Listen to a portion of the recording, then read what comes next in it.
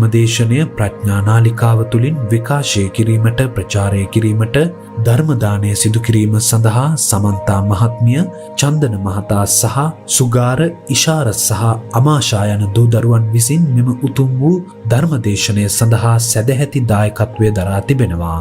උතුම් වූ ධර්මදානයන්ගෙන් ජනිත වන්නා වූ මහා පුණ්‍ය ශක්තියින්ගෙන් 2021 වර්ෂයේ ජූලි මාස 17 වන දින පරලොව සැපත් විල්ප්‍රඩ් බැසිල් සහ 1991 වර්ෂයේ පෙබරවාරි මාස 14 වන දින පරලොව සැපත් එම්.ජී. ආර්යරත්න යන පියවරුන් දෙදෙනාටත් නැසී ගිය සියලු ඥාතිහිත මිත්‍රාදීන්ටත් මේ පුණ්‍ය කුසල් අනුමෝදන් වී උතුම් නිර්වාණ අවබෝධය ලැබීම පිණිස හේතු වේවා. සුජීවත්ව සිටින සුමනා විජේරත්න සහ එච්.එම්. ලීලාවතී යන මෑණිවරුන්ටත් සහෝදර සහෝදරියන් හා ඔවුන්ගේ දූ දරුවන් සියලු දෙනාටත් කායික හා මානසික නිදුක් නිරෝගී සුවපත් භාවය ලැබේවා. සියලු දෙනාගේ මෙලොව සහ පරලොව ජීවිත සුඛී සුවපත් භාවයට පත්වේවා. උතුම් නිවන් අවබෝධය පිණිසම මෙම උතුම් ධර්ම දානමය පුණ්‍ය කුසල් හේතු වාසනා වේවා කියා බලාපොරොත්තු වෙනවා. එසේම වේවා කියා ආශිර්වාද කරනවා. නමෝ තස්සේ භගවතෝ අරහතෝ සම්මා සම්බුද්දස්ස. නමෝ තස්සේ භගවතෝ අරහතෝ සම්මා සම්බුද්දස්ස. නමෝ තස්සේ භගවතෝ අරහතෝ සම්මා සම්බුද්දස්ස. හොඳදානි භික්ඛවේ ආමන්ත්‍රයාමි වෝ ඔය ධම්මා සංඛාරා අපමාදේන සම්පාදේත. ධර්මානුශාසනාවෙහි සදහැබර අනුග්‍රහක දායකත්වය දරන්නා වූ භවතුන් ප්‍රමුඛ ධර්මශ්‍රවණාබිලාසී සදහැබර පින්නතුනි, සිල් සංස්කාරයෝ නැසෙන සුළු බවත් කෙටි කාලය තුළ වහවහ කුසල් රැස් කර ගැනීමේ වටිනාකම වටහා දීමට ඉවහල් වන කරුණු සඳහා කරුණු පහදා දෙන ධර්ම දේශනාවක් කරන මෙන් ඉල්ලමු. මෙම මාතෘකාව දුටු හැටියේ ත්‍රිපිටකයේ කියවලා පාඩම් කරගත්ත පාඨයක් නෙවෙයි මට මතක් වුණේ. පාසල් යන කාලේ ඉගෙන ගත්ත වචනයක්. බුදුන්ගේ අන්තිම වචනය මොකක්ද කියලා අහුවම අපි ඔක ගිරවෙක් වගේ කියනවා. නමුත් මේ බුදුන්ගේ අන්තිම වචනේ තියෙන වැදගත්කම සාමාන්‍ය කෙනෙකුට තෝරගන්න බෑ. මම උපමාවක් මෙන්න මෙහෙම කරලා තිබුණා. දරු පිරිසක් හදාගත්ත ආදරණීය තාත්තා කෙනෙක් ඔවුන්ගේ අවාහ විවාහ සියල්ල කරලා දීලා සුදුසු පරිදි දායාදයන් බෙදා දීලා හොඳ සිහි කල්පනාවෙන් ලොවින් සමු ගන්න හදනවා. බය නැතුව පිණින්. දරුවෝ ටික ළඟට රැස් කරලා මොනවද කියනවා ඇත්තේ? සහෝදරත්වයෙන් සාමයෙන් සමගින් සමාදානයෙන් ඉන්න, අවුල් කරගන්න එපා, වාද විවාද කරගන්න එපා, ගුණවත්ව ඉන්න කියලානේ කියනවා ඇත්තේ. තාත්තා කැමති නෑ මේ දේපල විනාශ වෙලා යනවට, දරුවන් විනාශ වෙනවට. ඒ මම කිව්වේ පෘථග්ජන තාත්තා කෙනෙක්. ලෝට සත්‍ය හිරි කළා වූ බුදු පියාණන් වහන්සේගේ වගේ කෙනෙක්, පියෙක්. බුදු පියාණන් වහන්සේනේ. ඔය ඒ මොහොතේ භික්ෂුන් වහන්සේලා ළඟ හිටියට උන්වහන්සේලා ඇමතුවට ඔය ලෝක සත්වය අමතලා තිබෙන්නේ. අර තාත්තා තරුවන්ගේ යහපත යම්තාක් කැමති වුණාද අන්න ඒ වගේ එදයින් පසුව තථාගත බුදු පියාණන් වහන්සේගේ ශාරීරික සමගැනීමෙන් පසුව ධර්මය අතුරුදහන් වෙන තාක් කල් ජීවත් වෙන මනුස්සයින්ට කරපු ආමන්ත්‍රණයක් විදිහට තමයි මම මේක දකින්නේ.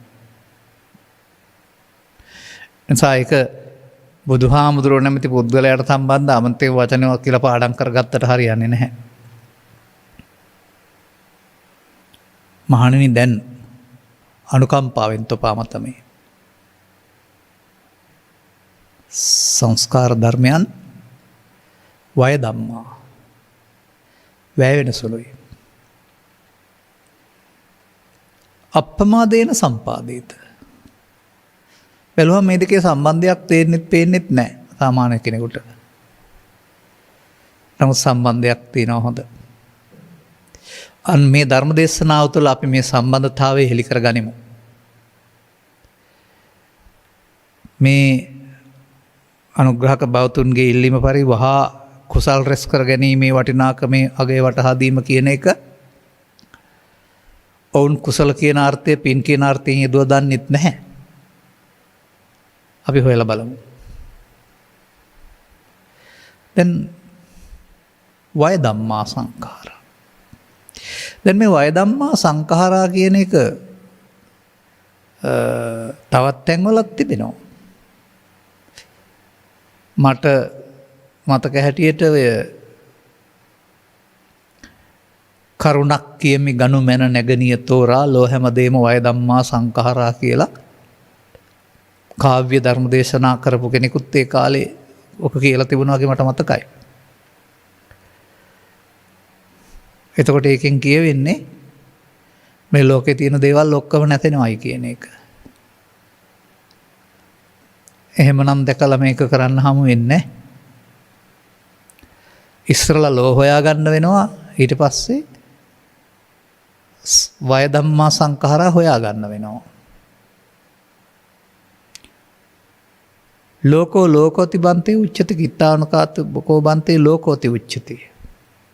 නැත්නම් ලෝකස්ස සමුදයං ච ලෝක නිරෝධං ච දේසිස්සාමි. මේ පදවලින් පෙන්වන ලෝකය මොකද්ද? මේ පදවලින් පෙන්වන ලෝකය පෘථිවිය නෙවෙයි. WORLD world නෙවෙයි. මේ ස්කන්ධ ලෝකය. තවත් දෙකින් කියනවා නම් පංචස්කන්ධ ලෝකය. එනිසා මේ ලෝකය හට ගැනීම උගන්වන්නේ ඇහැ තුල කන තුල නාසය තුල සිදුවෙන සිද්ධියක් විදිහට. තවත් දෙකින් කියනවා නම් පස්සපච්චා වේදනා වේදනාපච්චා තණ්හා තණ්හාපච්චා උපාදාන උපාදානපච්චා භව ලෝකේ හට ගැනීම. හේවත් දුක හට ගැනීම. එනිසා අපි මේ ලෝකෙහි ලෝකයට අයිති පුද්ගලයෙක් වෙන්නේ නැතුව ලෝකෙහි උත්තරීතර පුද්ගලයෙක් වෙන්නේ කොහොමද කියලා හොයාගන්නට මේ සංඛාර ධර්ම වැය වෙනවා කියන එකේ තේරුම හොයාගන්න වෙනවා. මෙහෙම හිතන්න. ඔබට සාගරයේ ඉන්න වෙලා තිබෙනවා. ඔබ ඉන්නේ පුංචි දිවයිනක්. පුංචි දිවයිනක්. හතර පැත්තෙම රැල්ල ගහලා මේ දිවයින දැන් මූදට හොදන යනවා. ඔබට ඉන්න තැනක් නැතුව යනවා ඊට පස්සේ. මොකද දැන් කරන්න ඕන? ජීවිතයට කැමති නම් මූද ගිලෙන්න වෙන්නේ නැහැ. වෙන විකල්පයක් හොයාගන්න වෙනවා. එහෙම නැත්නම් මෙහෙම කල්පනා කරන්න. ඔබ ජලයේ උඩ ඉන්නවා කිසියම් දෙයක් තුළ. ඔබට වඩා බරින් අඩු එකක්. මේක නිසා ඔබ දැන් ගිලෙන්න යන්නේ. එතකොට ඊළඟ තව එකක් තියෙනවා. ඔබ ඒකට පනිනවා. ඒකේ බර නැති නිසා ඒක උඩ තියෙනවා. ඔබ උඩ උනෙන් පස්සේ ඒක යට යන්න යනවා. එතකොට ඔබ ඊළඟ එකට පනිනවා. ඔබට මෙහි අඩියෙන් අඩිය මාරු කර කර එකින් එකට පනින්න පුළුවන්. මේ එකක්වත් ස්ථිරව තියෙන්නේ යට යන්න යනවා නම් සාගරයේ ගිලෙන එක නේද තියෙන්නේ. එහෙනම් සාගරය තුල ගිලෙන දේවල් තුල අඩිමාරු කර කර ගියාට ඊතර වීමක් වෙන්නේ නැහැ. කොයි වෙලාවෙ හරි සාගරය තුලමයි ගිලෙන්නේ. ඒ වගේ මේ සංඛාර ධර්ම කියන්නේ මොනවද? ඒවා වැය වෙන ධර්ම කියලා වදාළේ ඇයි කියලා හොයා ගන්න ඕනනේ. එතකොට අපිට මේ ඒ සංඛාර ධර්මයන් වැය වෙන එක තේරුම් අරගෙන සංඛාර ධර්මයන් මත පිහිටනවද අප්‍රමාද වෙනවද කියන එක හොයාගත්ත හැකියි. දැන් මේ සංඛාර ධර්මයන්ට එමේදී අපේ ධර්ම දේශනාවල අපි ටිකක් කෙටියෙන් ගත්ත තවත් විස්තර තිබෙන නිසා එහෙම කියන්නේ. බාහිර ලෝකේ වස්තු ඒකරාශී කිරීම කසල ගොඩවල් වලට සංඛාර කියලා කියනවායි කියලා මම කියලා තියෙනවා. යථා සංඛාර දානස්මින් උජිතස්මින් මහපතේ. ඒ වගේම සත්‍යකුගේ කය වචන සිත ක්‍රියාත්මක කරන්න කාය වචී මනෝ සංඛාර තුනකුත් ත්‍රිපිටකයේ තියෙනවායි කියලා පෙන්නලා තිබෙනවා. නමුත් දේවාති දේව බ්‍රහ්මාති බ්‍රහ්ම සක්‍රාති සක්‍ර නැත්තම් තුන්ලෝකාග්‍ර බුදු පියාණන් වහන්සේ සද්ධර්මයේ දේශනා කරන්නේ මනුස්ස ලෝකෙට විතරක් අදාළ නෙමෙයි. මේ කාම රූප අරූප භවත්‍රයටම අදාළව. හොඳයි කාම ලෝක කාම රූප අරූප මේ භවත්‍රයට අදාළ සත්වයාගේ ගමන සිදු වෙන්නේ මොනවා මතද? අන්න එතකොට අපට හොයාගන්න පුළුවනි මිනිසා විසින් ජීවත් වීමේදී ස්වකීය සිත් තුළ අනාගත ඵලයක් උපදින්න අවශ්‍ය හේතු එකතු කරනවා. මේ හේතු තුනම අපේ ධර්ම දේශනාවල අවිද්‍යාපච්චය සංඛාරා යටතේ අනාගතයේ මරණින් මතු කායස බෙදෝ පරම්මරණා දුග්ගතින් උප්පජ්ජති නම් වූ පැත්තට යන්න එකතු කරන සංඛාර අපුඤ්ඤාභි සංඛාර වශයෙන්ොත් මරණින් මතු මිනිසුන් අතර හෝ දෙවියන් අතර උපදින්න එකතු කරන්නා වූ සංඛාර පුඤ්ඤාභි සංඛාර වශයෙන්ොත් මරණින් මතු රූපාවචර හෝ අරූපාවචර බඹතලවල ඉපදින්නට හේතු වෙන සංඛාර ආනිජ්ජාවි සංඛාර වශයෙන්ොත් සබ්බේ සංඛාරා යටතේ විස්තර කරලා තිබෙනවා. දැන් මේ දේවදත්ත ඇතුළු මේ අපුඤ්ඤාභි සංඛාරයෙන් පරලෝකියයට එහි හැමදාම ඉන්න වෙනවද? සදාකාලික නිරයක් තියනවද බුදු සමයේ? නැහැ. ඒ පව් ටික ගෙවලා එතනින් චුත වෙන්න වෙනවා. ඒ වගේම ඔබ පුඤ්ඤාභි සංඛාරයෙන් ඉපදිලා ඉන්නවා මේ. ඔබට හැමදාම ඉන්න හම් වෙනවද? නැහැ. පින ගෙවි යනවා, ආයුෂ ගෙවි යනවා, ශරීරය දමා යන්න වෙනවා අකමැත්තෙන්. දෙවියන් පිනෙන් ඉපදිලා ඉන්නවා. දෙවියන්ට දිව්‍ය ලෝකේ සදාකාලිකව ඉන්න හම් වෙනවද? නැහැ. සැප වුණාට දාලා යන්න වෙනවා. ඊටත් එහා ගිය ධාන කුසල් එකතු කරගත්තා. ඊට වඩා කල්ප ගණනක් හැඳී ඉන්නවා. එතන සදාකාලිකද දෙවියෝ හිතනවා දෙවියෝ නිවන කියලා. රූපාවචර බ්‍රහ්මයෝ හිතනවා රූපාවචර ධානයේ නිවන කියලා. අරූපාවචර ධානයේ ලාභී හිතනවා එක නිවන කියලා. ඒවත් දාලා ආපහු කොහෙද යන්න වෙන්නේ? හීන දීන ප්‍රතිසන්දි වලට. මිනිසුන්ම වෙනවා කියලා නැහැ හීන දීන ප්‍රතිසන්දි වලට. දෙවියෝ බ්‍රහ්මයෝ ඉන්නේ නැහැ. දෙවියෝ පින්නිවර කරලා ආපහු මිනිසුන් අතරට හීන ප්‍රතිසන්දි වලට. අපාගත සත්‍යෝ බඹලෝ යන්නේ නැහැ එතනින්. දිව්‍ය ලෝකේ යන්නේ නැහැ. මිනිසුන් අතරට හීන ප්‍රතිසන්දි වලට නැත්තම් තවත් හීන සත්‍යයකට. දැන් මේ ඔබට නම් කයක් තියෙනවා පේනවා. සත්ත්ව කොට්ටාසටත් කයක් තියෙනවා පේනවා. කයකින් අපි ඉන්නවා පේනවා. නමුත් ඕපපාතික කියලා කියන්නේ මනෝමය කයක් සහිත සහ ඝන කයකින් තොර සත්ත්ව කොට්ටාස කියලා ඕපපාතික උපදිනා සත්වයක් ඇත කියලා. ඒ සත්ත්ව කොට්ටාස සම්බන්ධයෙන් ඝන කයක් නැතිවෙමින් ජරාව ව්‍යාධිය නැත කියලා. ඉපදීම මරණයේ දුක තිබුණාට ජරා ව්‍යාධි නැත්තේ ඝන කයක් නැතිසා කියලාත් ත්‍රිපිටකය තුල සඳහන් වෙනවා. හොඳයි මේ තමයි මිනිසා විසින් ජීවත් වෙනකොට කරන්නා වූ කර්ම මාර්ගයට අයිති කර්ම තුල තීරණය වෙන්නා වූ අනාගතය. ඔබට අතීතය බලන්න බැරි නිසා මේකට උත්තර දෙන්න විදිහක් නැහැ. හොඳයි මේ අபிසංකාර රැස් කරගෙන ඔබ මේ ගමන් තුනම ගිහින් නැහැ කියලා හිතනවාද? ඉස්සර ජීවිතේ මට මතකයි 990 2000 වගේ කාලේ කහපාට පිටකොලයක් සහිත පොතක් මට හම් වෙලා තිබුණා සසර කතරක පියසටහන් කියලා. මේක චුතිපතිසන්ධි පුනර්භව විශ්වාස නොකළ රෝගියෙකුගේ චිත්තාභ්‍යන්තරය විවරණය කිරීමක් මොහොනය කියලා කියන්නේ. වෛද්‍යවරයාත් බෞද්ධයෙක් නෙමෙයි. මේකේ තිබෙනවා ජීවිත 80ක විතර අතීතයේ සිදුවීම් ටික. ඔබ මේ ලෝකේ යම් චරිත දකින්නවද අද? ඒ සියල්ල ඒ ජීවිතය තුළ මම දැක්කා. රජ වෙන එක, නැත්තම් සිඟාම යන එක, සාගරයට වැටි මැරෙන එක, ගිනිගෙන දැවෙන එක, කාන්තාරවල අතරමං වෙන එක, මෙකී නොකී සියලු උපද්‍රවයන්ට පත්වෙච්ච ජීවිත 80ක්. ඉහළම සැප සහ ඉහළම දුක. තව ඉවර නැහැ. අති දීර්ඝ සංසාර ගමනේදී අපිට ආපු පැත්ත මතක නැති වුණාට මේ කියන අபிසංකාර මත සසර හදලා ඉවර වුණේ කාටද? මතක තියාගන්න ඕන කාරණාව. ඒ වගේම අනාගතයටත් අපට මේ බුදු ඇස බුදුන් වහන්සේගේ ධර්මය හමු වෙන්නේ නැතුව මේ අபிසංකාර තුනෙන් එකකින් පරලෝ ගමනක් හදා ගන්න වෙනවා. විශේෂයෙන් තේරුම් ගන්න ඕන දේ තමයි මේ පරලෝ කියන දේවල් අපි ඉන්න භූමිය වගේ පිහිටා තියෙන දෙයක් වශයෙන් හිතන්න එපා. නෑ කියලා වරද්දා ගන්නත් එපා. මම එක පෙන්වන්නේ මෙහෙමයි. ලෞකික ධානලාභියා ධානයෙන් චුත වුණොත් බඹලෝ යන්නේ. දෙවියන් ඉහළ පිනින් මිය ගියොත් මිනිසුන් දෙවියන් අතර උපදින්නේ. එතකොට පාපයෙන් පරලෝ ගියොත් අපාය යන්නේ. එතකොට අර ඒවා නිසා නේද ඒ තැන්වල උපදින්න වෙන්නේ. ඒවට අදාළ උත්පත්ති. මේ සසර කතරේ අපායේ බුදුන් පහළ වෙනවද? දිව්‍ය ලෝකේ බුදුන් පහළ වෙනවද? බඹලෝ බුදුන් පහළ වෙනවද?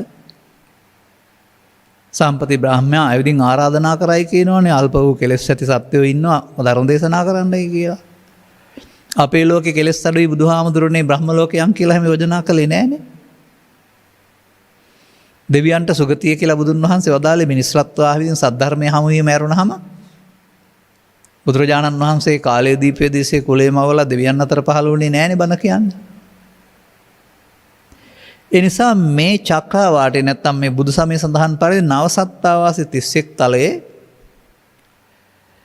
නොමග යන්න හෝ සුමග යන්න සසරින් ගැලවෙන්න හෝ සසරේ ඇලෙන්න ඕන දෙයක් කරගන්න පුළුවන් භූමිය තමයි මිනිස් භූමිය. මනුස්ස ප්‍රතිලාභය.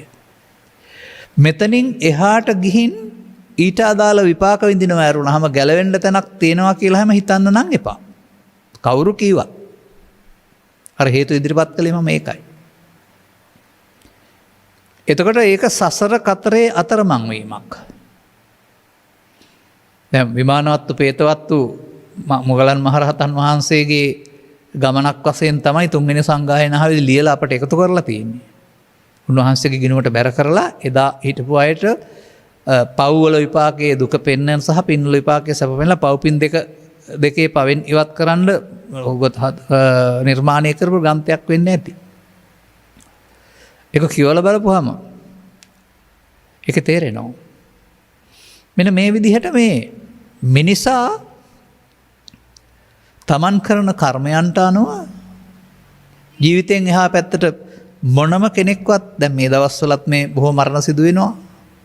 කවුරුවත් කැමැත්තෙන් පරලෝ යන අය නැහැ පෘථග්ජන සමාජයේ. මේ සියලු දේවල් අයිති කරගෙන ඉන්නේ ශරීරයත් ඇත්තව. ඉතින් මේවා දාලා යන්න බැරි දුක වේදනාවෙන් තමයි යන්න වෙන්නේ.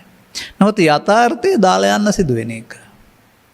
මෙහෙම අයිති කරගෙන අකමැත්තෙන් දාලා ගියා වූ ඉඩකඩම් නිවාස හෝ අස්තිපංජර විද්‍යාන වචන වෙන අස්තිපංජරය කියලානේ ඇටකටු. ඔබට කීයක් අතීත ජීවිතේ ඔබ කියලා උරුම කරගෙන ඇති කියලා හිතනවාද? පංච පර්වතයන්ගෙන් යුක්ත වේත්පුල්ල වේවධාර ආදී පර්වත කීපයක්ගෙන් යුක්ත රජගහනුවර වාසය කරමින් බුදුන් වහන්සේ පර්වතයක් පෙන්නනවා. පෙන්වලා කියනවා මෙන්න මේ පර්වතයට වඩා ඔබ මේ ජීවිතයේ අතීත සංසාරේ එකතු කරගත්ත ඇටසැකිලි ගොඩ ගැහුවොත් විශාල වෙනවා. දිරා තිබුණොත් එහෙම. ඒක වෙන්නන්නේ ඒ තරම් දුරට මේ පටවියාපෝ තේජෝ වායු හතරෙන් ශරීර කුඩු හදාගෙන නිදහස් වෙන්න බැරුව ආපු බවනේ. එහෙනම් අපාය ගිහින් පව් විපාක ගෙවලා එතනින් චුත වෙන්න පුළුවන් වෙන එක හොඳයි. බුදු සමය පෙන්වන අපාය. දෙවියන් අතරට ගිහින් පින් විපාක ගෙවලා එතනින් චුත වෙනවා. තව පින් ඉවර වෙනවා. චුත වෙනකොට එතකොට අල්ප පිනක් තිබුණොත් මෙහෙයි නැත්තම් පව් නේ ඉස්සර වෙන්නේ. මොකද මේ දෙවියන් අතරට හෝ අපායට හෝ බ්‍රහ්ම ලෝකෙට ගියායි මෙහෙ ඉඳලා ගියේ. එතකොට මෙහෙ ඉඳලා ගියේ ධාන විතරක් වඩලා නෙමෙයි පව් යට කරලා. පින් විතරක් වඩලා නෙමෙයි පවුත් කරලා. ඒ අදාළ දෙන්නේ පරලෝකීය අනිත් හේතු තියෙනවානේ. ඒත් අවිද්‍යාව සහිතයිනේ. ඊළඟට එතන මේ චුත වුණාම එතනින් ඒ කර්ම ඉවරලා චුත වුණාම ලබන ප්‍රතිසන්දිය පිළිබඳව නිශ්චිත නිගමනයක් නැහැ. එහෙම වුණාම මිනිස් මෞකුසක බුද්ධෝත්පාදයක මිනිසත් බවට එනවයි කියන එක අවිනිශ්චිත බවක් නේද? අපි සුන්දර ලෙස හිතන්න කල්පනා කළාට මේ මෙතනින් එහා පැත්තට පරලෝ යන එක සසරේ අතරමං වීමක් වශයෙන් තේරෙන්නේ නැද්ද? ඒක තේරෙන්න ඒ වගේ තැනක සසරින් අත මිදෙන හැටි කියලා දෙන ශාස්ත්‍රවරයෙක් නෑ කියන එක විශ්වාස කරන්න ඕන ඉස්සර වෙලා. මොකද පංචස්කන්ධ විග්‍රහය විග්‍රහ කරනු ලබන්නේ ඝනකයක් තියෙන ඝනකය තුළ බාහිරට පස්දොරකට විවෘත මනෝද්වාරයක් තියෙන මේ සසම්බාරික කයක් සහිත ලෝකයේ. එතකොට ඒවාට එන අරමුණු විදර්ශනා කිරීම තුළින් ක්ලේශයන් අසන්න උගන්වන ඇරුණාම මනෝද්වාරික සමාධියක් විතරක් තියෙන තැනක රූපී අරූපී බඹතලවල ඔවුන්ට තියෙන්නේ නිවන වගේ සැපතක්. අයිට එහා විදර්ශනා කරන්න ඕන නැහැ. දෙවියෝ බුදුන් වහන්සේට කියලා තියෙනවා කියලා කතාවල පෙන්වන්නේ ඔවුන් නිවිලා ඉන්නේ කියලා. ඒ කියන්නේ කාමයේ විඳිනවා. උපරිම කාමයේ විඳිනවා. එතකොට ඒක මේ ජරාවක් ව්‍යාධියක් නැති බැවින් පුදුම සැපතක්. ඒකෙන් මිදෙන්න ඕන කමක් නැහැ. වැටහෙන්නේ නැහැ. ඒකනේ පුඤ්ඤානිකෛරාත සුඛාවහානී කියලා දෙවියෝ කියන්නේ සැපගෙන දෙන පින් කරන්න කියලා. ඔවුන් සියල්ල ඒ සසරේ ඒ පැත්තේ ලෞකික සැප හා ධාන සැප වල මුලා වූවායි. එතකොට අපාගත සත්‍යයින් ගැලවෙන්නට පාරක් කියලා දෙන්න දන්නේ නැති අය. සසරෙන් ගැලවීමට තිබෙන දොරටුව විවෘත වන්නේ මිනිසා සඳහා පමණක් නම් මිනිසත් බව ලැබ ඒ ලබාගත් මනුසත් බවට සදහම් හමුවීම කියන කාරණාවේදී පමණක් උත්සාහ කිරීම සුදුසුයි කියලා තියෙනවා. තමන් සුරක්ෂිත කරගන්න තමන් සසරෙන් ගලවා ගන්න. දැන් මොකද්ද මේ වය ධම්මා සංඛාරා කියන්නේ?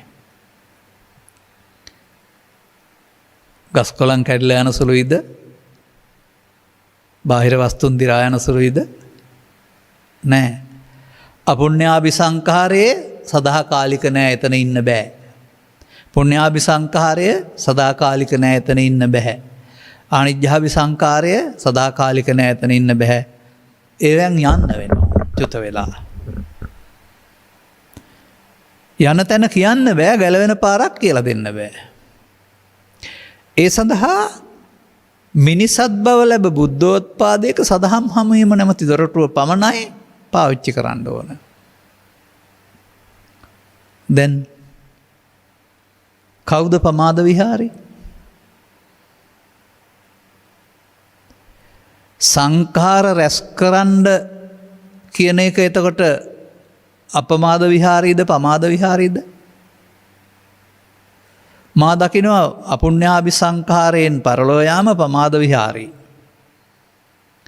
පුඤ්ඤාභි සංඛාරයෙන් මිනිසත් බව අතහැර යාම පමාද විහාරී. අනිජ්ජාභි සංඛාරයෙන් බඹලෝ යාම පමාද විහාරී. බුදුරජාණන් වහන්සේ පහළ වුණ සමාජයේ මේ හැමෝටම තිබුණේ පමාදේන සම්පාදේත. සංඛාර රැස් කිරීම සැපයි කියලා හැම බුදුරජාණන් වහන්සේ පැහැදිලි කරලා තිබෙනවද? මට හමු වෙන්නේ සංඛාරා පරමා දුක. ලොකම දුක සංඛාරයයි. යංකින්චි දුක්ඛං සම්භෝති සබ්බං සංඛාර පත්‍ය. යම් දුකක් හට ගන්නවා නම් සත්‍යයට ඒ සංඛාර ප්‍රත්‍ය වීමෙන්. සංඛාරංච නිරෝධේන නැති දුක්ඛස සම්භවෝ. දුකක් හටගන්නේ සංඛාර නිරෝධ කිරීමෙන්. දැන් මේ අපමාදේන සම්පාදේත කියන්නේ ඇත්තේ සංඛාර රැස් කරන්නද සංඛාර නිරෝධ කරන්නද? එතකොට දැන් මේ වචන දෙකක් ගන්න. අපි දන්නේ පින් පව් දෙක. එතකොට පව් අකුසල් පින් කුසල් කියලා අපි පාවිච්චි කරන්න පුරුදු වෙලා තිබෙනවා. නමුත් පින් කියන්නේ පුණ්‍ය අபிසංකාරික අවිද්‍යාව තුළ ඒක භවගාමී කුසලය. පිනෙන් භවගාමී වෙලා මිනිසුන් අතර හෝ දෙවියන් අතර හෝ පැවිද්දේ හෝ ආයු වර්ණ සැබ්බල හිමි වෙනවා වරුණාම ඒක තුළ අවිද්‍යාව දුර වෙලා නැහැ. නමුත් ධර්මයේ උගන්වනකොට දස අකුසලයක් උගන්වලා දස අකුසලයේ මූලය ලෝභ දේශ මොහ කියලා උගන්වලා ලෝභ දේශ මොහ වලින් වෙන්වීමට කුසලයයි කියලා කියනවා. එහෙම නැත්නම් බුද්ධ චරිතය නිරීක්ෂණය කිරීමේදී කුමාරයා සැප විඳිනවා රම්මසෝ මාලිගාවල. තාපසතුමා ගිහින් කෙලවර හොයනවා අත්කලමතාන යෝගයේ අරූපාවචර 8 වෙනි ධානය උපදවාගෙන ඒ තමන් හේවු නිවන බව තමන් හේවු සත්‍ය නොවන බව තේරුම් අරගෙන ඒ ඉක්මවා යනවා. එතනදී බුදුන් වහන්සේගේ ගවේෂණයට යොදලා තියෙන පදේ තමයි කිං සච්ච ගවේසී කිං කුසල ගවේසී. දැන් පින කුසලයේ නම් ධානයේ කුසලයේ නම් එතනින් එහාට හොයන්න ඕන නෑනේ උන්වහන්සේ. මොකද ඒ ගිලෙන දිවයින් අපුණ්‍යාවි සංකාරය පුණ්‍යාවි සංකාරය ධානිජ්ජාවි සංකාරය වතුරේ ගිලෙන දිවයින් ඒවා ඉන්න බෑ. ගිලෙන්නේ නැති තැනක් හදාගන්න කියලා නෙමෙයි කියන්නේ. අන්න ඒ විදිහට සදාකාලික තැනක් නෑ ඒකකවත්. ඒ කොතනට ගියත් එතනින් එන්න වෙනවා. බුදුරජාණන් වහන්සේ හමු වුණ ශ්‍රාවකයින්ට මේ සංඛාරා පරමා දුකා වෙනුවට යංකින්ච දුක්ඛං සම්බෝධි සබ්බං සංඛාරපච්චා වෙනුවට බුදුරජාණන් වහන්සේ විසංඛාරගතං චිත්තං උගන්වනවා. සිත සංඛාරයන්ගෙන් මුදවා ගැනීම. මේ සිත සංඛාරයන්ගෙන් මුදවා ගැනීමට වෙන්න බැරිද මේ කුසලයේ කියනවා ඇත්තේ. අන්න එහෙම සසර මෙතනින් එහා පැත්තට කාන්තාරයට ගියාම සසර කතරක්. ඒක මිදෙන්න තැනක් මුදලා දෙන්න තැනක් නැහැ. විශේෂයෙන් අබුද්ධෝත්පාදයක් තුළ වෙනත් ආගමක් තුළ මිනිසුන් වශයෙන් ඉපදුනත් මේ ලෝක ධර්මතා බාර ගැනීම තුළ වර්තමානයේ මිනිසුන් මේ ලෝකේ ඇෆ්ගනිස්තානයේ යුද බිය නිසා ලෝකේ පවතින කොරෝනා බිය නිසා තවත් රටක නියම් හැමෝම ඒ දුක් වලින් වේදනාව විඳිනවා නේද? එනිසා සත්වයක් සසර යනවා කියන වචනේ වෙනුවට පව් හේතු වල පව්ඵලය පින් හේතු වල පින්ඵලය ධාන හේතු වල ධානඵලය වශයෙන් හේතුඵල ධමයක් ක්‍රියාත්මක වෙනවා. එතකොට ඒක හේතු ඵල ඇරුණාම හේතු නිරෝධයෙන් ඵල නිරෝධය නෙමෙයිනේ. නමුත් බුදුදහමේ උගන්වනවා හේතු පටිච්ච සම්භූතං හේතු භංගා නිරුජ්ජති. හොඳයි අපාය යන්න තියෙන හේතු භංග කළොත් කාමසුගතිය උපදින්න තියෙන හේතු භංග කළොත් රූපී අරූපී බඹතලට යන තියෙන හේතු භංග කළොත්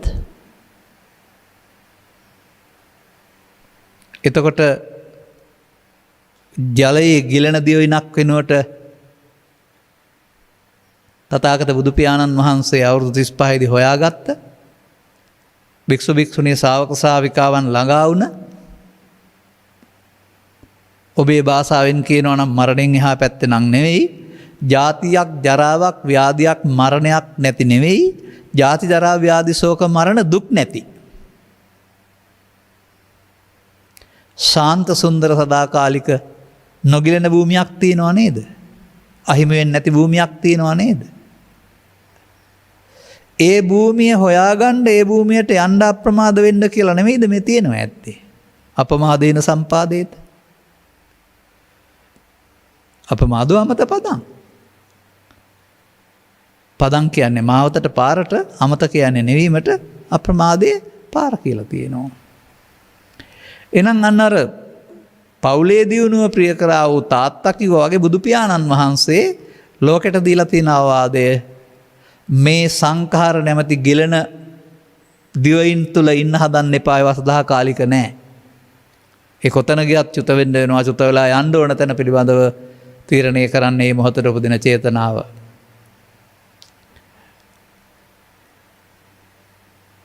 ගොඩබිම ඉන්න සත්තුන්ට වඩා කී ගුණයක් කැලේ සාගරයේ සත්තු ඉන්නවද? ඒ වගේම අපට ඇහැට පේන සත්තුන්ට වඩා කී ගුණයක් නොපෙනෙන සත්තු ඉන්නවද? එහෙම නැත්නම් මිනිසුන් අතරගත් කල සද්ධර්මයේ තේරුම් ගන්න සත්තුන්ට වඩා කී ගුණයක් සද්ධර්මයේ තේරුම් ගන්න නැති අය ඉන්නවද? මේ කාටවත් බුදුවරු දේශනා කරන දේ තේරෙන්නේ නැහැ. ඔවුන් එහෙනම් අර භවගාමිත්වයේ වලල්ලේ ඇවිදින්න ඕන. කලින් කලට. කොහොමද පෙන්වන්නේ? යතාපි නාම ජච්ඡන්தோ නරෝ අපරිනායකෝ.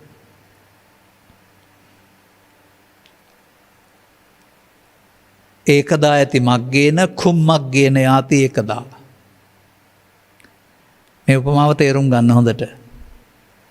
උපතින් ඇස් නැති පුද්ගලයෙක් ජාත්‍ය අන්ධයා. දැන් ඉතින් සුදු සැරයටියත් අරගෙන පාරේ පෙන්වන්න යන්න මග පෙන්වන්නෙක් නැහැ. නරෝ අපරිනායකෝ. දැන් ඔහුට දවසක කැලේ දවසක පාරේ යන්න වෙනවා. ඇයි ඒ? මග පෙන්වන්නෙක් නැත නිසා. උපමාවක් මේ පෙන්වන්නේ. අන්න ඒ වගේ කියලා කියනවා සංසාරයේ සරං බාලෝ. අපායි හරි දිව්‍ය ලෝකේ හරි බ්‍රහ්ම ලෝකේ හරි සැරසැරුවට බුදුරජාණන් වහන්සේ පඬිත කියන්නේ ඔක්කොටම බාලෝ කියලා කියන්නේ. තතෝ අපරිනායකෝ බුදුවරු වැනි මඟ පෙන්වන්නෙක් නැති කල අර අන්ධයා කාලයක කැලේ යනවා පාරේ යනවා වගේ මිනිස්සුන්ට කරන්න පුළුවන්. කරෝති ඒකදා පුඤ්ඤං බුදුවරු මඟ පෙන්වන්නට නැති නිසා කලක් පින් කරනවා. ඒකත් අපුඤ්ඤං පිචේ ඒකදා තව කල පව් කරනවා. මිනිස්සු පව් පින් කරලා හතර ඇවිදින්න වෙලා තියෙන්නේ බුදුන් වහන්සේ පෙන්වන මඟ නැති නිසා කියලා තේරෙනවද ඔබට? ඒකෙදි පවට වඩා පින් හොඳයි. මොකද භවගාමී සුගතිගාමීත්වය නිසා. දැන් එහෙනම් සංඛාරයන්ගෙන් අත මිදෙන්න සංඛාර ලෝකයේ ශූන්‍ය වශයෙන් දකින්න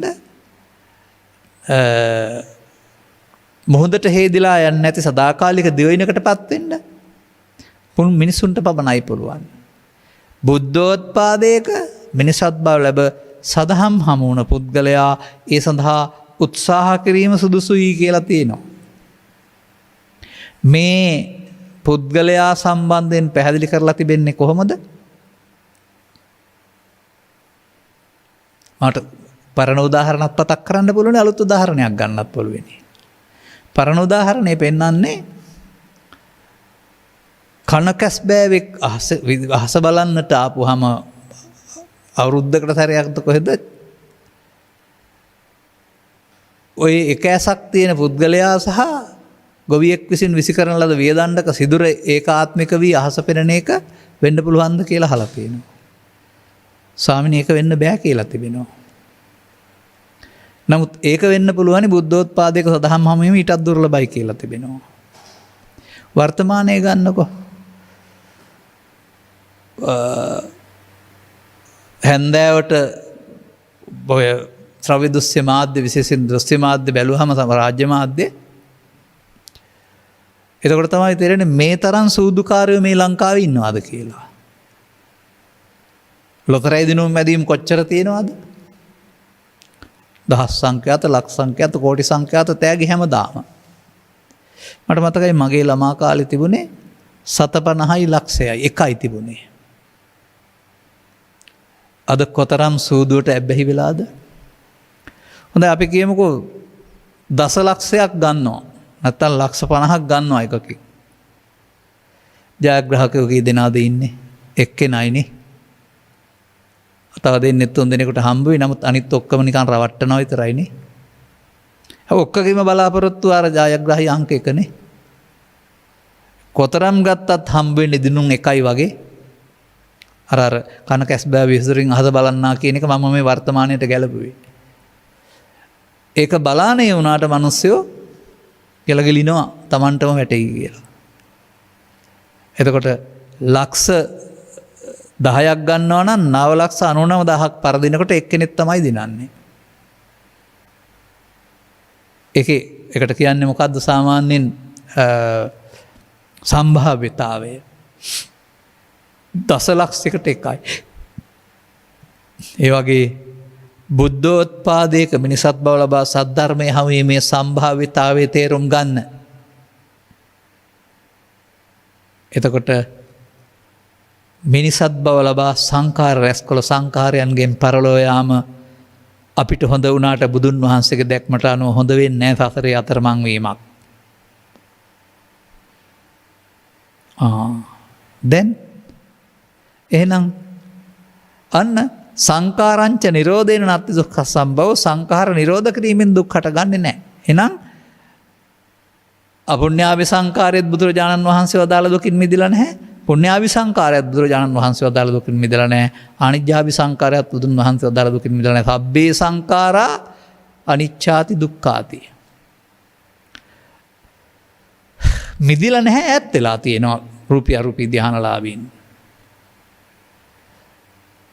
එතකොට දෙවියන් මිදිලා නැහැ, නමුත් ලෞකික සැපකින් යුක්ත වෙලා ඉන්නවා. ඒ නිසා ඒක නිවන කියලා හිතන් ඉන්නවා. නමුත් උදාන වාක්‍ය පෙන්නනවා විසංකාර ගතං චිත්තං තණ්හානං කය මජ්ජගා. සිත සංඛාරගත වීමෙන් මුදවා ගත්තා, තණ්හාව නැති වුණා. බුදු සමයේ මුඛ්‍ය පරමාර්ථය මිනිසත් බව ලබා අනිකුත් කර්තව්‍යයන් කරන ගමන් සිත සංඛාරගත වීමෙන් මුදවා ගන්නා එක නේද?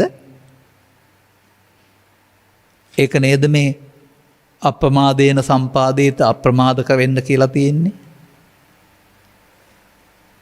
ඉතින් අපි සබ්බපා පස්සා කරණං කුසලස්ස උපසම්පදා කියලා ගාතාවක් අරගෙන සියලු පව් දුරු කළ යුතුයි, පින් රැස් කළ යුතුයි කියලා පාඩම් කරගත්තාම ඒක බුදුදහම වෙනවද?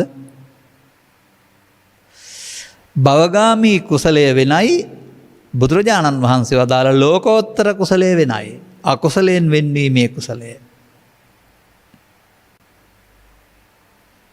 එනිසා ඒකට කියන්නේ ලෞකික කුසල් කියලා නෙමෙයි, ලෝකෝත්තර කුසල් කියලා. අන්න දැන් මම විස්තර කළාවට මේ අර බුදුවරු මේ සසරේ භයානකත්වය, සසරේ අතරමංගල ස්වභාවය පෙන්වලා තිබෙනවා. ඔබට පමණයි ඒක තේරුම් අරගෙන අනුගමනීය ප්‍රතිපදාවක් තුළ ඒන් නිදහස් වෙන්න පුළුවන්. මේ භව චක්‍රය, මේ භව ගමන, මේ වට්ට දුක්ඛය, වට්ට කියන්නේ වෘතයක් කියන එකනේ. නිදහස් වෙන තැනක් කොහෙවත් නැහැ. මම මෙහෙමත් පෙන්නවා උදාහරණයක් අරගෙන. අපි දුම්රිය දැකලා තිබෙනවානේ. දුම්රියක් තියෙනවා කියලා හිතන්න, රවුමේ යන. අපේ ලංකාවේ නම් රවුමේ යන දුම්රිය නෑ, විද මාර්ග කෙලින්නේ තියෙන්නේ.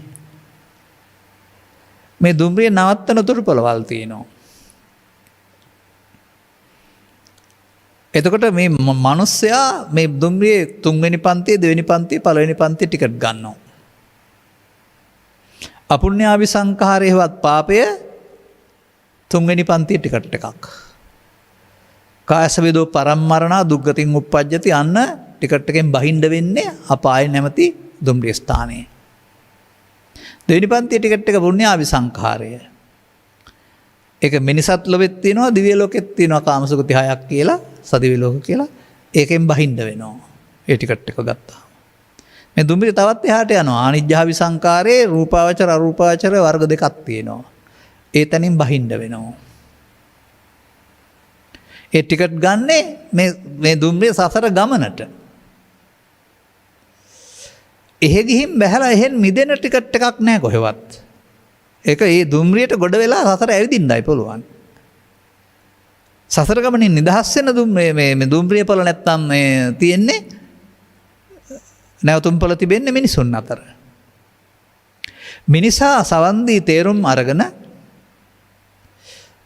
මේ සසර ඇවිදින එකේ භයානකත්වය තේරුම් අරගෙන, මිදීමක් කවදාවත් නැති බව තේරුම් අරගෙන, ඒ අර සුලිසුලඟක් ඒ පැත්තට සුලිසුලං හමනකොට අදාළ පැත්තට හැරිලා යනවා වගේ පවට පිනට ධානයට හැරී බවතන භව ගමන,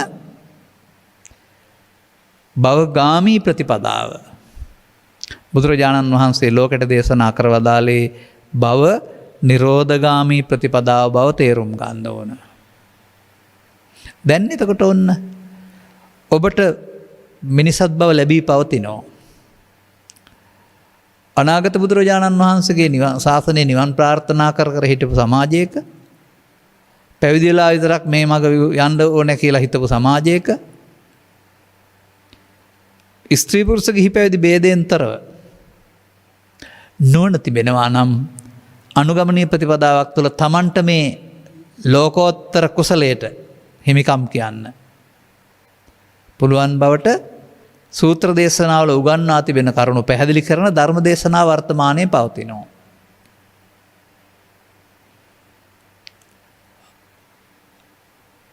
ඒ වගේම මිනිසා කල්පනා කරන ආකාරයට උන් නිවන කියන වචනෙන් හිතේ තියාගෙන බයෙන් දඟලනවා. මොකද ඒක ජීවිතෙන් එහා පැත්තේ තියෙන තැනක් පාළු තැනක් කණ්ඩත් නැහැ බොණ්ඩත් නැහැ මොකටද පාළු තැනකට යන්නේ. එහෙම නිවීම පිළිබඳ වැරදි ආකල්පයක් නිසා එකට බයයි. හොඳයි ජීවිතය තුල නම් නිවීම තියෙන්නේ. ඔබ ඔය කෑම්බීම් ඇඳුම් පැළඳුම් යාන වාහන රැකියා දරු සම්පත් සියල්ල හොයන්න ලබන්නේ සැපතක් හොයන්නේ. නමුත් ඒකෙන් හම් වෙන්නේ 16යි. බුදුරජාණන් වහන්සේ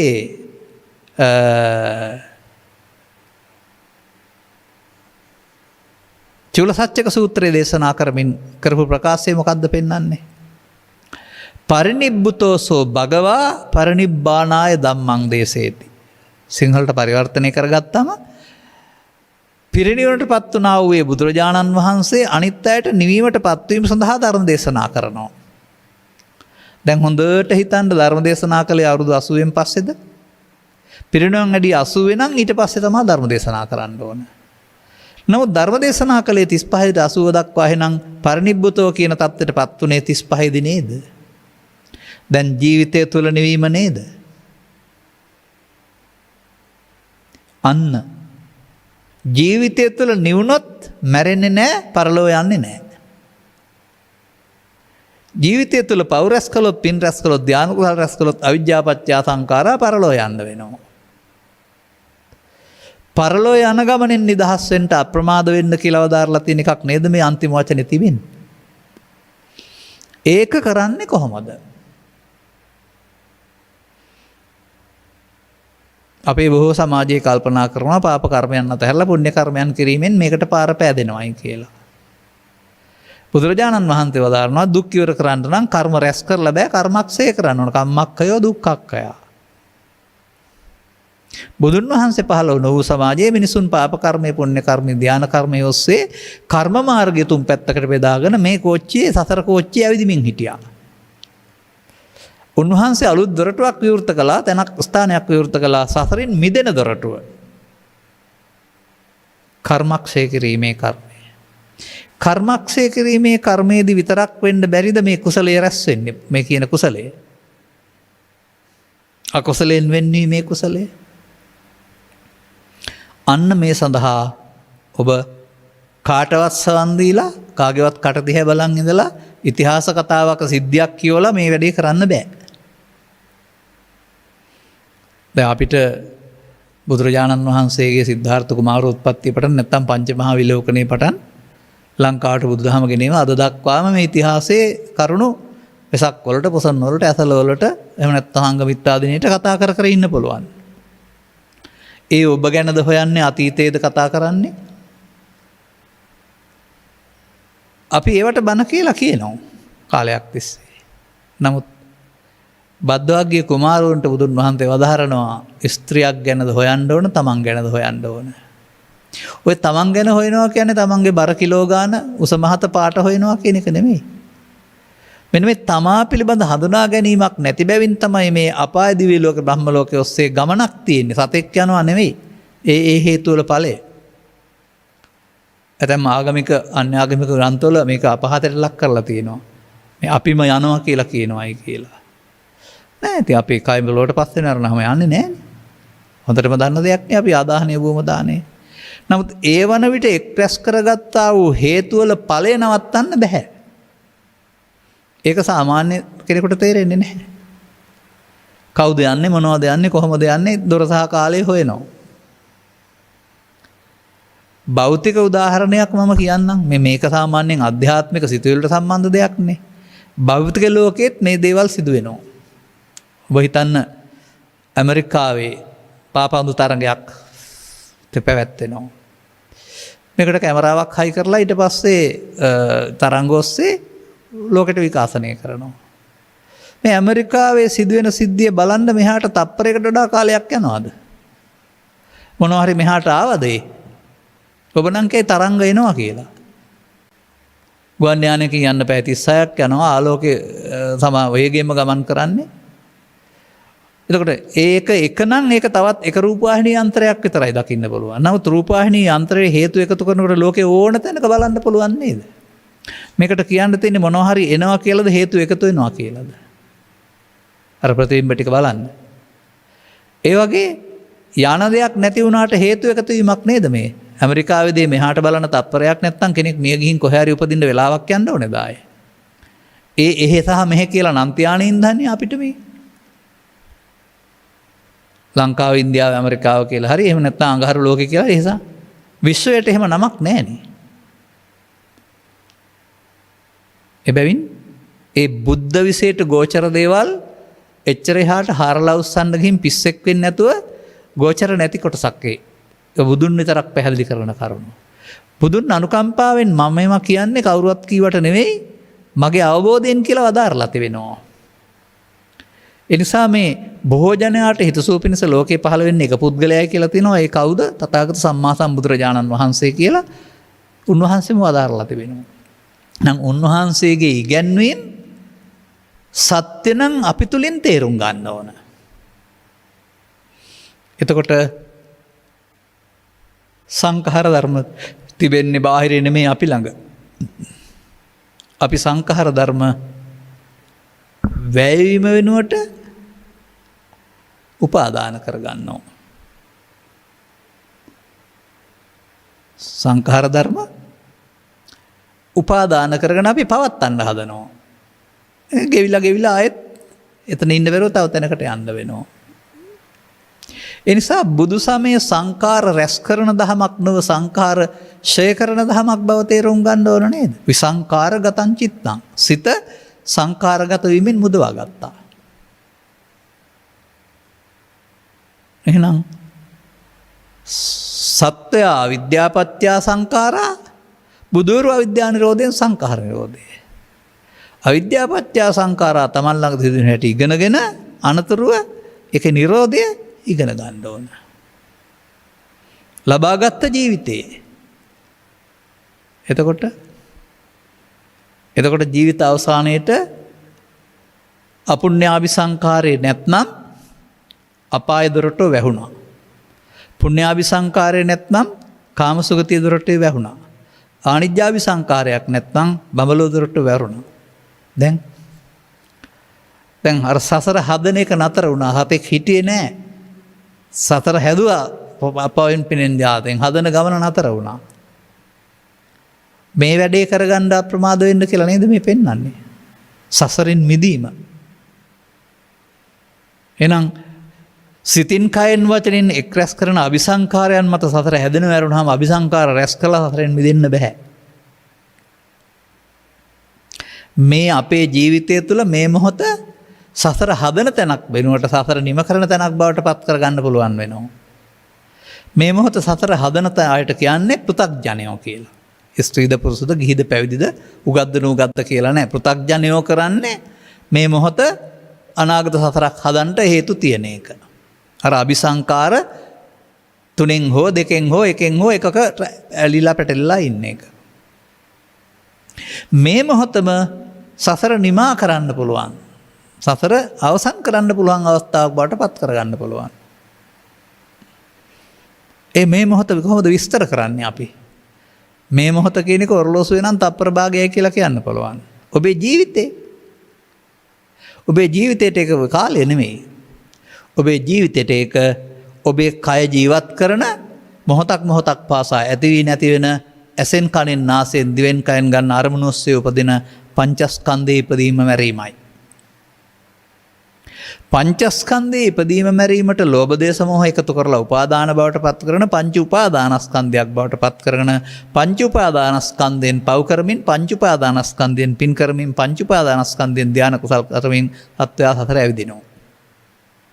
සංකිට්ඨේන පංච උපාදානස්කන්ධා දුක්ඛා. දැන් මේ උපාදානයෙන් මිදී අවසන් කරන එක සතර නවත්තන එකයි. සතර කෙලවර කරන එකයි. මේ මොහොත උපාදානයෙන් මිදී අවසන් කරන්නේ කොහොමද කියලා ධර්ම ශ්‍රවණය කරලා තේරුම් ගන්න වෙනවා. අන්න එතකොට ඒ සඳහා කරුණු පැහැදිලි කරන උත්තමින්ගේ ආශ්‍රය ස්ත්‍රී පුරුෂ ගිහිපැදි ભેදෙන්තරෝ සත්පුරුෂ සංසේවය කියලා කියනවා. මේ සිද්ධිය පැවැත්ම සිදුවෙන හැටි සහ නැවැත්ම සිදුවෙන හැටි ඉගෙන ගන්නවට සද්ධර්ම ශ්‍රවණය කියලා කියනවා. කතන්දර අහනවට නෙවෙයි. ඔබ තුල පමාද විහරණය සිදු වෙන හැටි තේරුම් ගත්තාම ඒක නොකර ඉන්න පුළුවන් ඊට පස්සේ. එතකොට අපමාද විහරණය. එතකොට ඒක ඔබ තුලින් ගවේෂණය කරලා තේරුම් අරගෙන වෙමින් පවතුනේ මේකයි වෙන්න ඕන මේකයි කියලා මේ දෙක තේරුම් ගන්න වෙනවා. එතකොට සත්වයේ පුද්ගලයෙක් බාහිරට පෙනුනට සත්වයා පුද්ගලයාගේ ඇතුළත ක්‍රියාකාරීත්වය මොහොතින් මොහොත උපදින නැසෙන ස්කන්ධ පහක් විතරයි.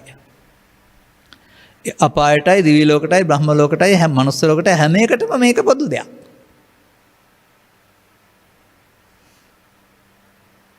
නමුත් ඒ තැන් වලට ගිහින් උපාදානස්කන්ධ පරිහරණය කරනවා මිදෙන පාරක් කියලා දෙන්න කෙනෙක් එහෙ නැහැ. මෙතනදී තමයි උපාදානය වෙන්නේ. මෙතනදී තමයි උපාදානෙන් මිදෙන්න ඕන. උපාදානෙන් මිදීම මුල් කරගත්ත පූජාවක් තමයි ප්‍රතිපත්ති පූජාවෙන් බුදුන් පිදීම කියලා කියන්නේ. උපාදානෙන් මිදීම කරගත්ත ප්‍රතිපදාවක් තමයි මේ භාවනාව කියලා කියන්නේ. විදර්ශනා කියලා කියන්නේ. සසර අනාගත ඵලයක් ලබන්න හේතු මේ මොහොතේ තබනවා තබන්න නැතුව ඉවර කරන්න ඕන. තබන එක පමාද විහාරී තබන්න නැතුව ඉවර කරන්න ඉගෙන ගත්තාම අප්පමාද විහාරී. අන්න අප්පමාදේන සම්පාදේත සසරක් හදන එක නවත්තන්න කටයුතු කරන්න කියලා ඔය කියන්නේ. නමුත් ඒක සුකාන්ති දිට්ඨමරියෙහි සක්කායස්සූප රෝදනං පචනික විදං හෝති සබ්බලෝකික පස්සතං කියලා ගාථාවකුත් තියෙනවා දේවතා සංයුත්තේ. දේවතා සංයුත්තේ වික්ෂුණීන් වහන්සේලා කරපු දේශනයක් අතර. ආර්යයන් වහන්සේලා සැප කියලා සක්කාය නිරෝධය පැහැදිලි ගන්නවා. සක්කාය සුපරෝධන. නමුත් මුළු ලෝකෙම ඊට විරුද්ධයි.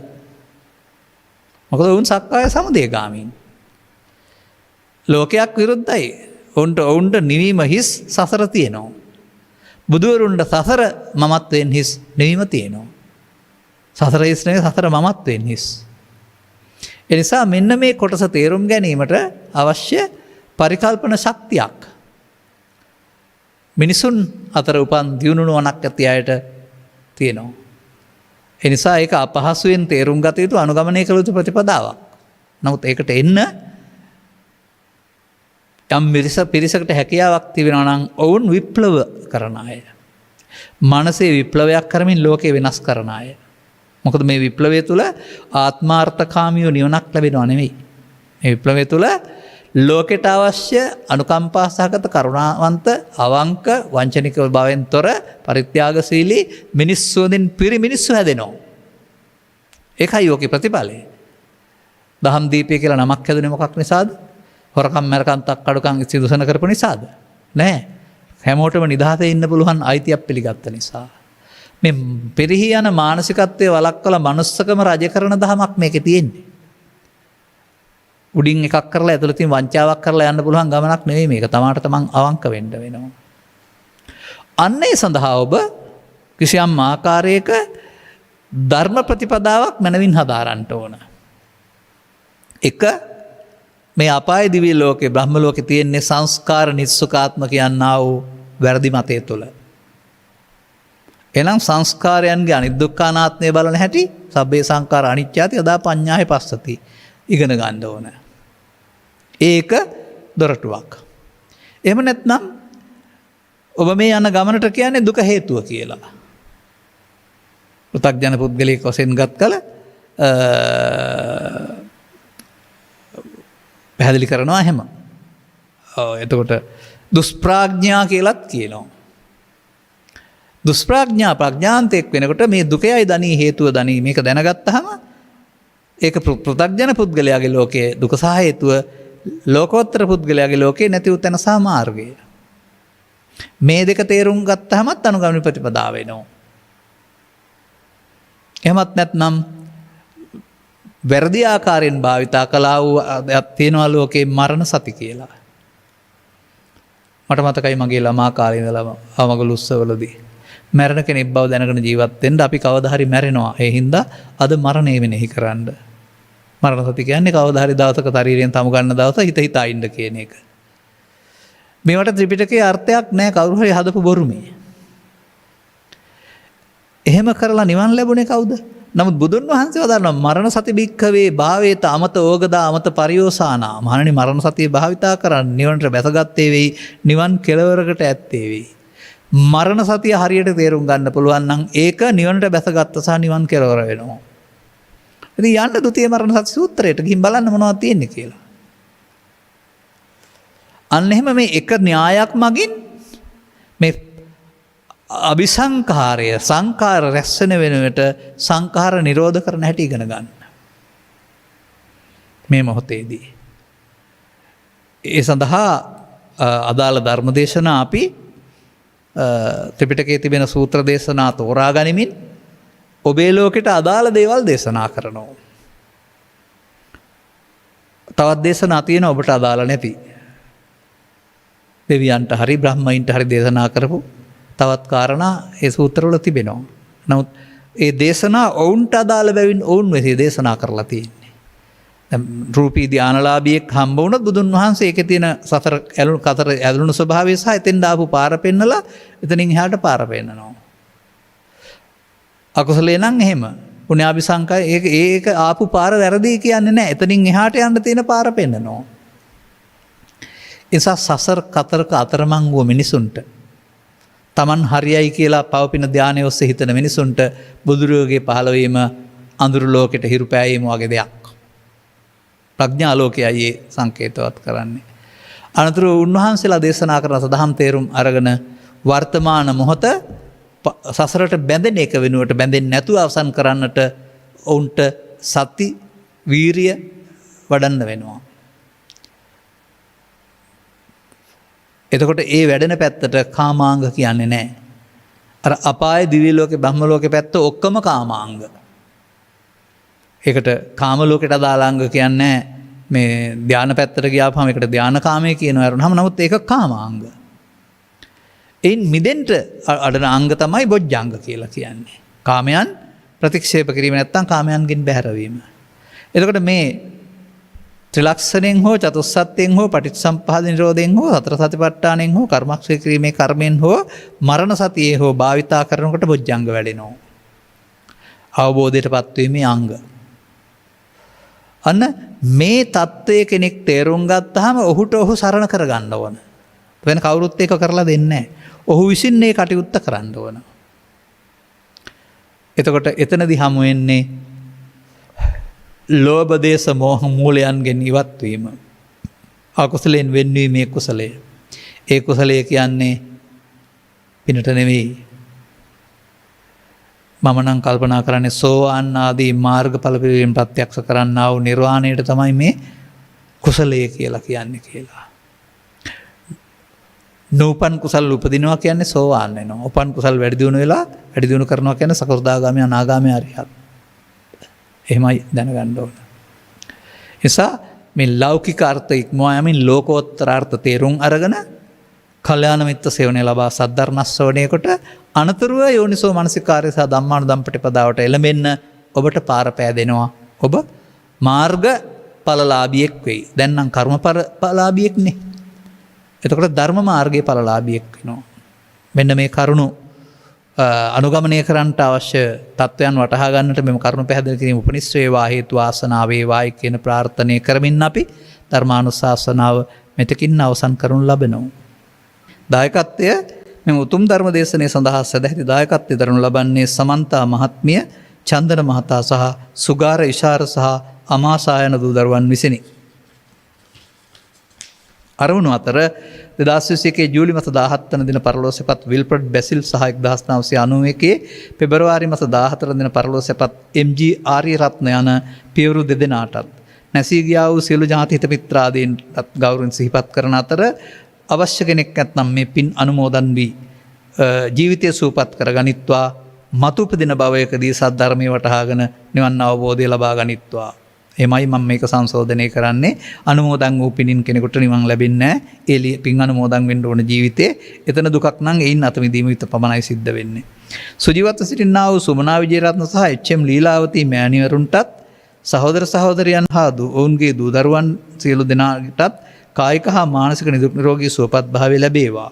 සියලු දෙනාගේ මෙලොව සහ පරලොව ජීවිත සුඛී සුවපත් භාවයට පත් වේවා. උතුම් නිවන් අවබෝධය පිණිස මෙම ධර්ම දානමය පුණ්‍ය කර්ම හේතු වාසනා වේවායි කියලා ප්‍රාර්ථනා කරනු ලබනවා. ධර්ම දේශනාව සඳහා මූලික දායකත්වයේ දරා ධර්ම දේශනාව විකාශනය කරවා ගැනීමෙන් ලෝට ධර්ම දානයේදී ඔබත් ධර්ම ශ්‍රවණය කර ලබා ගත්තා වූ මේ අවබෝධය මත ඔබේ නමින් නැසීමේ පරලෝකීය ඥාති වර්ගයා ගෞරවයෙන් සිහිපත් කරන්න ඔබට මෙහෙවර කොට ඇති බැවින් පරලෝකීය ගමනේදී ඔබේ පින තවදුරටත් උදව්වක් වශයෙන් බලාපොරොත්තු වෙනවා නම් පින් අනුමෝදන් කරන ජීවිතය සූපත් කරගනිත්වා ඔවුන්ටත් ඔබට වැනි මිනිසත් බවක් ලැබී ආයත් බුද්ධ ආදී මහෝත්තම කල්යාණ මිත්‍ර සේවනයේ ලබා ත්‍රිලක්ෂණී ගැඹුර වටහාගෙන සසරින් මිදෙන මඟ හෙළි කරගන්න හේතු වාසනා වේවායි ප්‍රාර්ථනා කරන්න. අනුග්‍රහක බවතුන් වශයෙන් කටයුතු කළා ඔබට සහ දූ දරුවන්ට සහ ධර්ම ශ්‍රවණය කළ හැමට මේ අවබෝධය ඉහාත්ම වශයෙන්ම මෙලොව වශයෙන්ම නිදුක් නිරෝගී සුව සාචර ජීවනයේ පිණිස රැකියා ආදී කටයුතු සාර්ථකත්වයේ පිණිස රෝග පීඩා දුරු කිරීම පිණිස කල්යාණ මිත්‍ර සේවනයේ පිණිස ත්‍රිලක්ෂණීය දහම් කරුණක ගැඹුරු අවබෝධය පිණිස හේතු වීමෙන් සකල දුක්ඛයන්ගේ නිමාවන්නා උතුම් නිර්වාණ සෙන් සැනසෙන්නට හේතු වාසනා වේවායි අදිෂ්ඨාන කරගන්න උත්සාහ කරන්න වීරිය කරන්න. සබ්බිහිතිය වජ්ජන්තු සබ්බ රෝගෝ විනස්සතු මාතේ බවත් අන්තරායෝ සුඛී දීඝායුකෝ භව හැම දිනාටම තෙරුවන් සරණයි.